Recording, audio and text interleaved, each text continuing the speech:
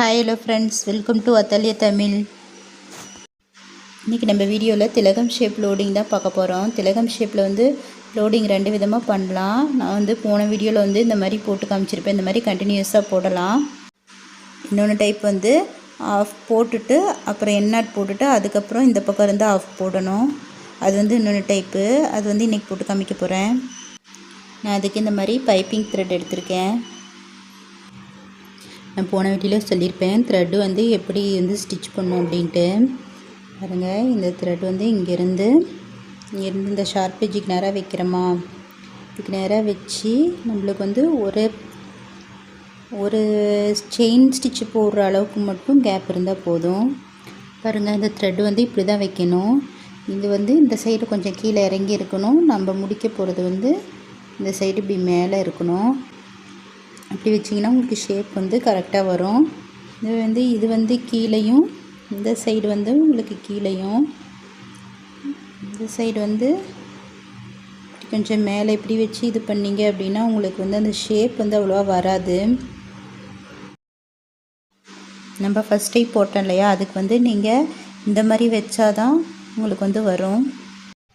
இங்கே ஆரம்பிக்கும் போது அந்த பிசுறுலாம் நல்லா கவர் ஆகிற மாதிரி அந்த இடத்துல நல்லா நெருக்கமாக போட்டுக்கோங்க. மேலே போடுற ஜிக்ஸாக் செயின் நல்லா நெருக்கமாக போட்டுக்கோங்க. கேப் விட்டு போட்டால் உங்களுக்கு அந்த த்ரெட்டு நீங்கள் லோட் பண்ணும்போது நடுவில் தெரியும். நம்ம இந்த ஸ்டிச் போடும்போது சீனி பாசிக்கும் இந்த லோட் த்ரெட் இருக்கு இல்லையா, அந்த பைப்பிங் த்ரெட்டுக்கும் நடுவில் கொஞ்சம் கேப் தான் இருக்கணும். ஒரு செயின் ஸ்டிச் போடுற அளவுக்கு கேப் இருந்தால் போதும், ரொம்ப கேப் இருக்கக்கூடாது. பாருங்க, இந்த இடத்துல கொஞ்சம் கேப் இருக்க மாதிரி நீங்கள் ஸ்டிச் பண்ணணும். இது கட் பண்ணிடுங்க இதோட. அப்போ தான் நம்ம இங்கே ஸ்டிச் போடும் போது நம்மளுக்கு ஈஸியாக இருக்கும். நல்லா இந்த பிசுறுலாம் தெரியாத மாதிரி ஃபுல்லாக அந்த இடத்துல மட்டும் நெருக்கமாக போட்டு கவர் பண்ணிடுங்க. இப்போ இந்த ஷார்ப் பேஜிலேருந்து ஆரம்பிச்சிட்டு வரேன். மேலேருந்து கீழே இப்படி போடுங்க. நீங்கள் இப்படி இருந்து இப்படி போடுறத விட இப்படி போட்டுட்டு வரதை விட நீங்கள் மேலேருந்து கீழே போட்டிங்க அப்படின்னா உங்களுக்கு ஈஸியாக இருக்கும். பாருங்கள், ஃபஸ்ட்டு ஆரம்பிக்கும் போது மேலே அந்த ஷார்ப் பேஜிலேருந்து ஆரம்பிங்க. ஆரம்பிச்சுட்டு அடுத்தது அடுத்த ஸ்டிச் போடும்போது அதோட கொஞ்சம் சின்னதாக போடுங்க. அப்படியே போடுங்க. அப்புறம் ஸ்லாண்டிங்காக அடுத்தது அப்படியே நேராக ஒரு 2-3 தையல் போட்டுட்டு அதுக்கப்புறம் அப்படியே ஸ்லாண்டிங்காக போட்டுவாங்க. இந்த ஷேப் மாறாத அப்படியே நீங்கள் வர வர அந்த ஸ்லாண்டிங்காக போட ஆரம்பிச்சிடணும். நீங்கள் போடும் போது அந்த பைப்பிங் த்ரெட்டை ஒட்டியே ஸ்டிச்சஸ் போட்டு வரணும். அதை ஒட்டியே லோட் பண்ணுங்கள்.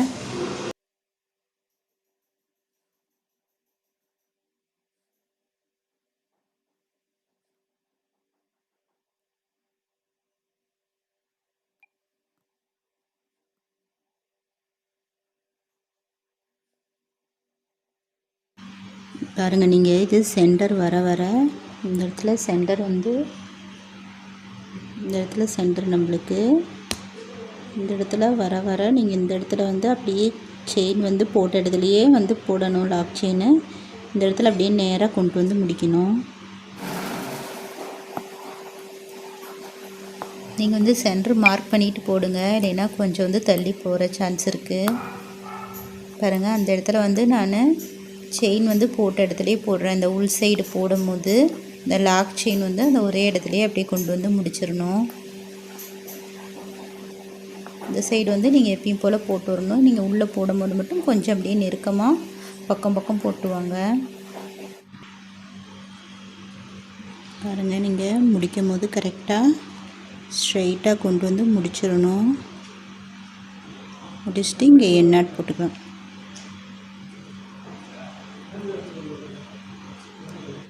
இந்த சைடு ஆரம்பிக்கும் போது அப்படி தான் மேலே அந்த ஷார்ப் பேஜிலேருந்து ஆரம்பித்து அதே மாதிரி 2-3 ஸ்டிச் ஸ்ட்ரெயிட்டாக போட்டுக்கோங்க.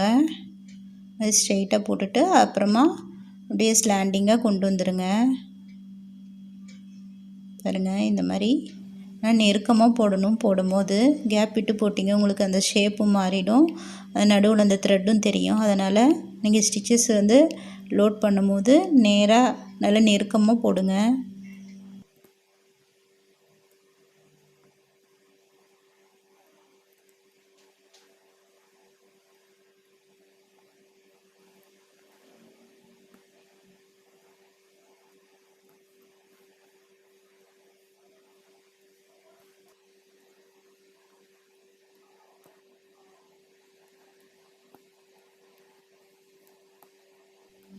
நம்ம ஃபஸ்ட் ஹாஃப் முடித்த மாதிரி தான் இந்த பக்கம் வந்து இந்த வளைவில் கீழே வரும்போதே நீங்கள் அந்த லாக் செயின் உள் சைடு போடுற லாக் செயின் வந்து அப்படியே நெருக்கி போட்டுவாங்க. அப்படி நெருக்கி போடும்போது உங்களுக்கு வந்து கரெக்டாக அந்த ஷேப் வந்து கரெக்டாக வந்துடும்.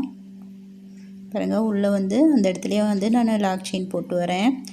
வெளி சைடு வந்து நீங்கள் எப்போதும் போல் மேலேருந்து போட்டு வந்த மாதிரியே நீங்கள் வந்து போடுங்க. முடிச்சாச்சு. இப்போ வந்து நீங்கள் முடிச்ச இடத்துலேருந்து அப்படியே செயின் சுற்றி போட்டுவாங்க. செயின் போடும்போது தான் நம்மளுக்கு பார்க்குறதுக்கு வந்து நீட்டாக இருக்கும் லோட் ஸ்டிச்சு. இந்த மாதிரி நீங்கள் பாதியிலேருந்தும் செயின் வந்து நீங்கள் ஷார்ப் எஜ்ஜிலேருந்தும் போடலாம், இந்த மாதிரி நீங்கள் பாதியிலேருந்தும் போடலாம். போட்டு கொண்டு வந்து முடிச்சிருங்க. பாருங்கள் இந்த இடத்துல இந்த ஷார்ப் வந்து நம்மளுக்கு நல்லா கிடச்சிருக்கு. இந்த திலகம் ஷேப்பில் பாருங்கள், இது இங்கேருந்து இது வரைக்கும் ஃபுல்லாக நம்மளுக்கு வந்து ஒரே மாதிரி இருக்கும். பாருங்கள் உங்களுக்கு எப்படி ஈஸியாக இருக்கும் அந்த மாதிரி நீங்கள் வந்து ட்ரை பண்ணி போடுங்க. அவ்வளோதான் ஃப்ரெண்ட்ஸ், இந்த வீடியோ உங்களுக்கு யூஸ்ஃபுல்லாக இருந்தால் மறக்காமல் லைக் பண்ணுங்கள், உங்கள் ஃப்ரெண்ட்ஸுக்கும் வந்து ஷேர் பண்ணுங்கள். மறக்காமல் சப்ஸ்கிரைப் பண்ணுங்கள், பக்கத்தில் இருக்க பெல் பட்டனையும் கிளிக் பண்ணுங்கள்.